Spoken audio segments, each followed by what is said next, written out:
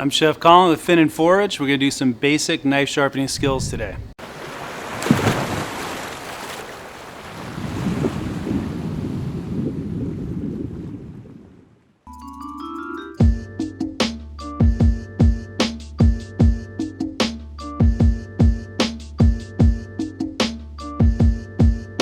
So with the basic knife sharpening, what we're doing is creating a V edge. Most German knives and most knives you have in your kitchen have that little V edge. We want to recreate that and hone it.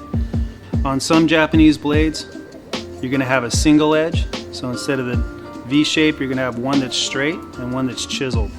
So while it's sharper, it's also going to be more brittle. All right, so our basic sharpening tool in most homes is going to be the steel. And all that's really doing is fluffing it up, which is fine, but we want to put a sharper edge on it, which I'll show you in a minute. But when you are using the steel, something to remember is start with what we call feathering, and it's all going to be at that 15 to 20 degree angle, which is about a finger's width or a 1/4 inch. You can see that angle.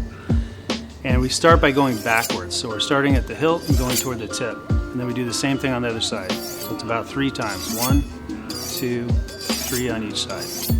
So what's that's done is feathered it up, and now we're going to set that angle by doing the same thing reverse coming toward us. 1, 2, and then 3. If that worries you coming at you, feel free to set it down and do the same thing, but toward the chopping block. Keeping contact the whole time. So we're using a basic stone set here where you have a rough, which is usually gray, and then the orange, which is usually the finer. And I'm using water. At home you'll probably have what's called a bi-stone, so it's just 2 edges. We have 3 here, either way. I like to use water because it keeps the blade closer in touch with the stone and you get a sharper edge.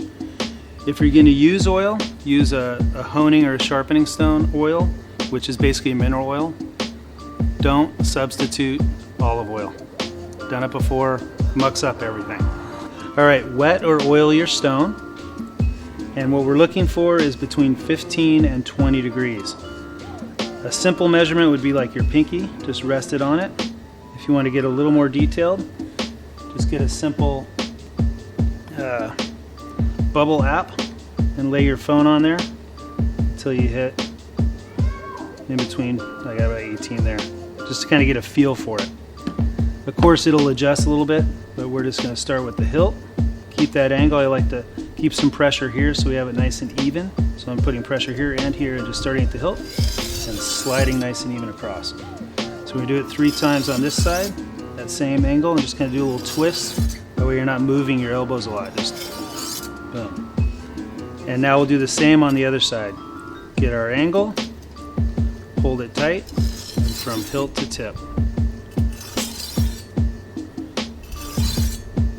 Just give it a little check, like to just rub it with your thumb at an angle. You should feel a little buzz almost. If it just runs flat without any grab, then you don't have an edge going. So that's our first cut. Then we're going to flip the stone over and just repeat that same angle. Real simple. 1, 2, 3. Alternate sides. 1, 2, and 3. And now you should have a nice sharp knife ready to do some damage. Since you have everything out, why not get your scissors done?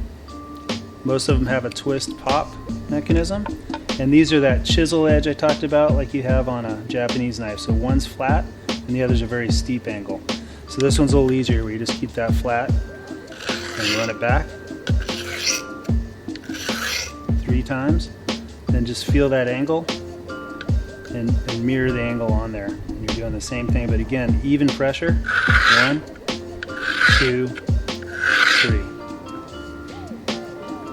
Come back on there and you're ready to cut some fins off or hair.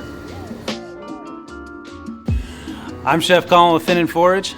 That's how you keep a knife sharp.